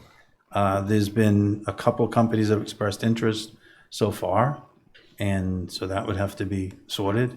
But, I think, yes, what I would like to see is I would like to see the administration, because this is at BPAC level with a transportation planner and a little bit of input, but I think I would like to see sort of town staff and administration really dig into it from their perspective and come back to us with a recommendation, because, we did it from the biking perspective and the transportation. Is there things from a town perspective that we didn't think about that need to be sort of sorted? It needs to be everybody's decision, not just a bunch of people who are in favor of bikes. So, and by the way, these are electric bikes, and so we looked at, if you look at number 8, electric assist bicycles must be class 2 or lower, right? So they're not class 3, which go 28 miles an hour. And we could even say, we could put in a license, we don't want them going over 16 miles an hour, electric assist. Like, that can all be done on the bicycles. Like, so we have some room to make them safe.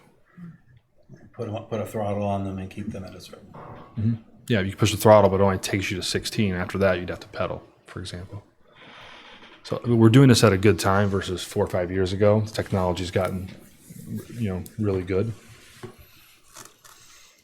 Yeah, I'm definitely in favor of looking into this. I think there's been a lot of work and consideration that's already gone into it by BPAC. I really appreciate the 21 license requirements that you've put together, and I think that following up with review by department heads and recommendations would be good next steps. I think that this really does tie into our efforts to try and get more people out of cars. So the more convenient we can make it, the more accessible, the better. So I do think it's worth pursuing. Yeah, I'm completely in favor of this as well, and goes in line with our strategic plan. A couple of kind of the concerns I had reading through it is, like, thinking through, are we getting too much into the weeds? Like, how is this any different from a bike shop on Nantucket where they can leave their bikes anywhere? And so, like, what is our kind of extent of where we can cover what can be in the license? And then does this apply to other bike companies around the island? And then I love the idea of getting the data, but again, that thought went through my mind of, okay, if we have the data, we could maybe see where bike paths are needed, and that's great, but do we ask other companies around the island to share data? And so kind of I want to have this be collaborative, but are we kind of getting too much into the weeds of what we're trying to ask for? Just some of my thoughts, but I'm completely in favor of this. So. I agree. It is asking for a lot, but it's new and we don't understand it, and the public doesn't understand it, and we don't know exactly how it's going to work. So if we can get as much information back from it and try to control it, because bike shops have to have a lease and have insurance, and have a brick and mortar and a space, and has to be some improvements. This, if we don't have a license, people can just come in and drop it, whether it's a scooter or a bike. So this is kind of, it is tight, but I think it makes sense because it's such an unknown. But I did share with Jason that I used the scooter in DC, and I was there for 4 days and didn't use a car once. So it really can change behavior when you have that convenience. But I like the bikes, not the scooters. Yeah, I don't think we're ready for scooters. I don't know if we'll ever be with our Not on the cobblestone streets and and our sidewalks. Size of our sidewalks with sidewalks trees and sticking stuff. out of them. It'd be a dangerous place to scooter. But I'd really like to see this move forward. So what would be the next steps? So I think that we need to take a vote that we do want to see it happen and get the licensing requirements done. Do you want to discuss anything like how many you would want to license, or just leave it at the requirements would need to be established we can put something together. It's pretty much what's in the packet. I've asked around to staff already for any additional requirements that we would want to add in there, and we can compile all that into a more formalized looking document and present it to you for approval, and then you can, I guess, decide, do you want to just put out there that these are the requirements, and whoever wants to do this can submit their application. We'd have an actual application, I guess. And if they meet the requirements, they get a license, and they would also have to have a license potentially to use town property for where the bikes would be located. And there'd probably be some conditions and a fee associated with that. But we could put that together in more of a packet to give to you. Tonight was just, do you want to do it? The answer is yes. So we put this before you. And then, I mean, maybe it's a kind of a, not a limited thing. Whoever wants to do it, if they meet all the requirements, they can do it. I'm not sure that that's a good idea. I think we've got to be careful. Okay. Start start smaller. Yeah. I would suggest we pick one vendor, whatever applications come in, and we did speak to 2 different vendors at BPAC, and they both said, we want to start off slow, and they both said they could do 100 bikes to start off with a goal of going more than that. And we felt that 50 to 100 bikes. So I would put a limit on this, because if we don't, we award it, and it could be a lot of bikes, right? I think we want to really quickly, with an impact on the streets, with impact on the bike shop businesses and everybody else. I think going 100 or 200 to start is reasonable. And I think it would be nice to have one person who's or one business that's very accountable, that's kind of in partnership with the town as a pilot, and we can review it on a year-to-year basis. I agree. That's a good idea. Yeah, that is. So start with one. Yep. And it isn't just town land. There might be a couple places that town has available, but I picture them partnering with like the brewery and something natural, and and maybe the resorts, different resorts, or in different places, and having a spot for 10 bikes here and 10 bikes there. I don't think this has to be just on the towns. So we may carve out a space, because they geofence where they leave the bikes. I could see carving out a space at Jetties or Surfside where they can be left. But and where it differs from the bike shops is, if you have a bike shop bike, you leave it and you lock it to something. These, if you leave it, someone else can come along and drive it.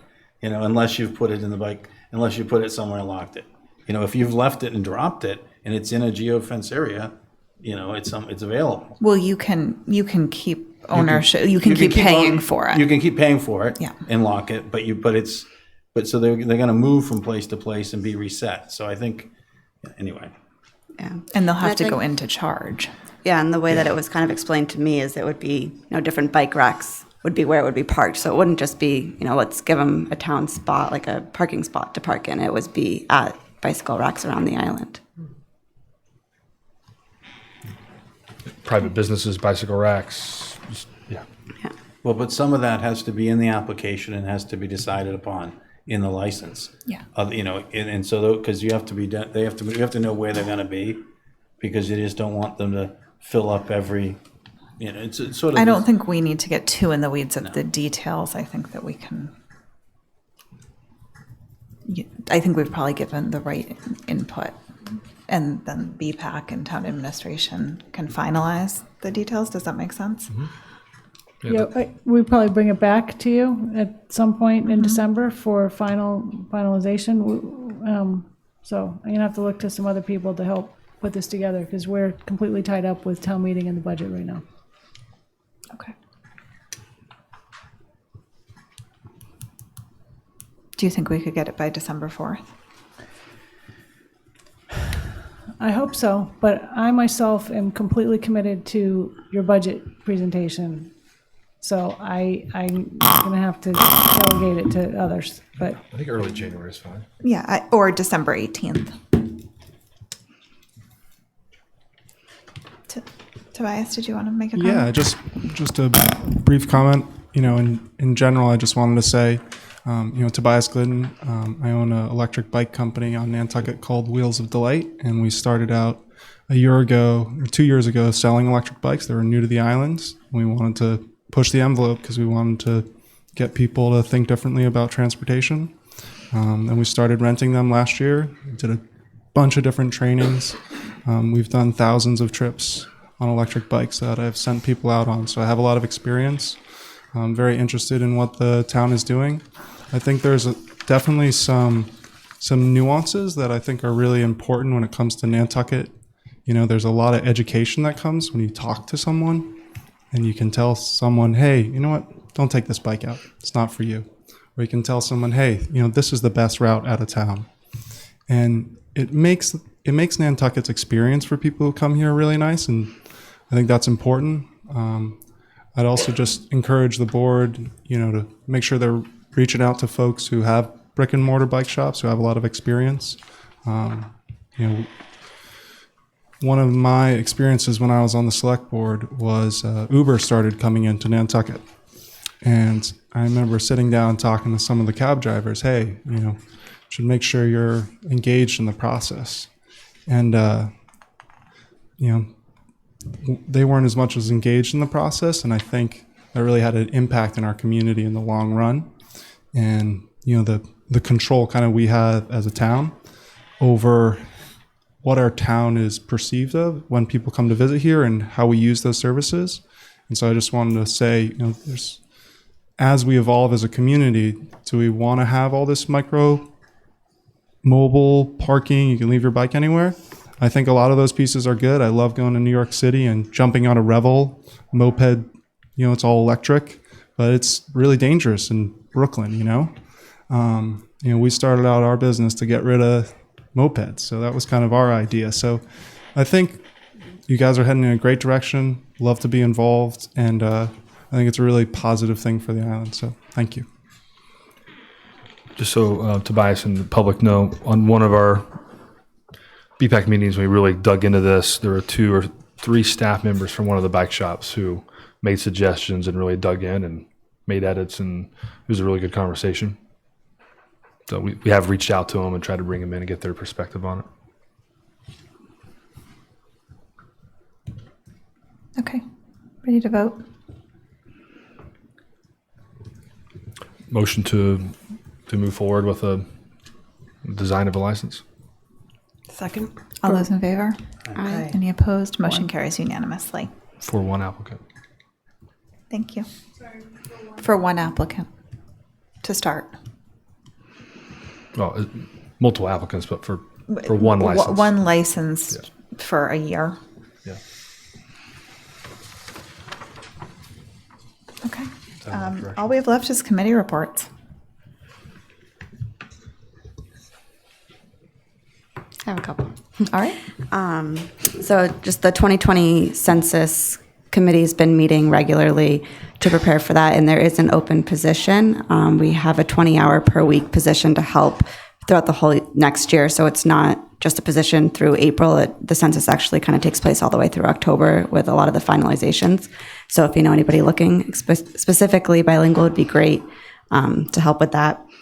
And then I just wanted to report back the Affordable Housing Trust Fund and the Neighborhood First meeting, Monday, met, and we got a presentation from the Nantucket Data Platform on all of their findings on housing on Nantucket. And so that was recorded and available to watch, and it was a really great report. It was the first draft. We had a lot of questions for the data team, and they're going to dig back into it. But I think it's really going to be a great tool for answering some of the questions that we have. Where is that available? Is that On the government YouTube channel. This is nothing with the committee, but we know one of our daycare centers closed down this week, and there was pretty much a line out the door at Small Friends with parents pretty much freaking out what they're going to do.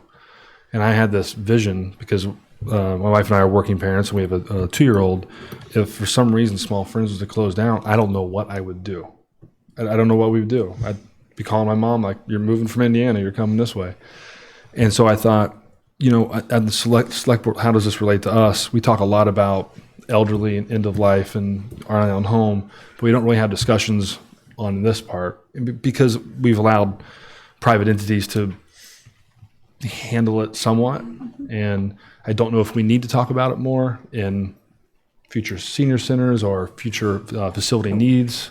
Maybe we don't, the municipality doesn't need to own it, but is there a way to help in giving space? Like, it was a real big shock to me. Like, what if that was me? What if that was, like, I don't know what we would do. That's the second time that's happened. Right. And Very suddenly. I know at Small Friends in certain grade levels, there's 100 families on a waiting list. Like, it's a real issue. And I don't know if we need to solve that problem, but we do talk about the other spectrum quite a bit, just to keep that in the back of our minds. I mean, I think that the school is still discussing universal pre-K, right, which would be for 4-year-olds. It's that 3 months to 2.9. I remember. But the profit It's stuff. very creative with childcare. Yeah, but it's very expensive. You have to have 2 teachers, 7 kids. It's not as profitable as the 2.9 and up, and Right. it's tough. And we might have to come in and help in some way. I can give you some advice after, Jason. You're a couple years away from putting her to work, but I had Henry and Ruby in the bakery scooping cookies and things at a pretty young age. It really works pretty well. That's a joke, sort of. Or is it? We do have a senior center meeting tomorrow. The architects that are doing the feasibility study will be here. It was supposed to be at 4, but I think, Rachel, is it moving to 3:30? Okay, so it's at 4:00 at the current Salt Marsh Senior Center. So we're just hoping to move along with some kind of a plan. NPDC met on Monday, and we spent a lot of time, about an hour, on the roundabout at the school, and some school committee members were there and explained why they voted against it 5-0 and shared their concerns. So that's still a work in progress. And then we discussed some of the comments that we received about mini roundabouts and the suitability in other areas, and so that was an interesting discussion. One of the kind of interesting things, we had a member, Wendy Hudson, who was a member of the Rural Policy Plan Committee, and that was basically and they just put out a draft of their rural policy plan to give to the state, which just came out today or yesterday. It's very interesting. We have very similar problems, some similar and then different problems, but I think rural areas are less than 500 people a square mile or something, but Nantucket, the Vineyard, parts of the Cape, most of Western Mass are all in this one group, and there's a lot of common issues with sort of underfunding of schools, underfunding of roads. Some of the rural areas have a lot of roads that they have to pay for, and bridges and things, but they don't have a lot of money to draw from.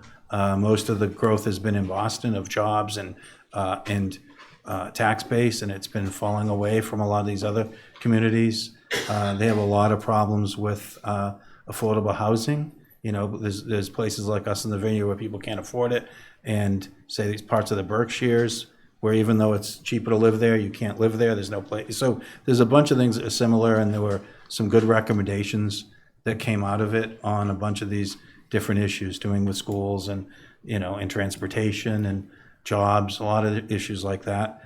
One of the recommendations that came out, which I really liked, is they were asking the state to cost out and understand the impact of any legislation they put forward. And I read that and I think, common sense. Wouldn't you know what something was going to cost and what it was going to do, or have an idea before you do it?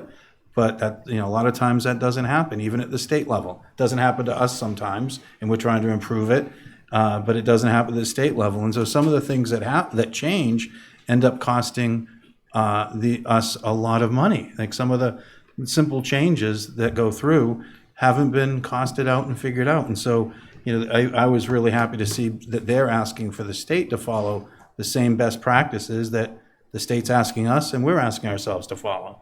So I think it was really kind of, that was one recommendation in there that really hit home to me. That they really have some real problems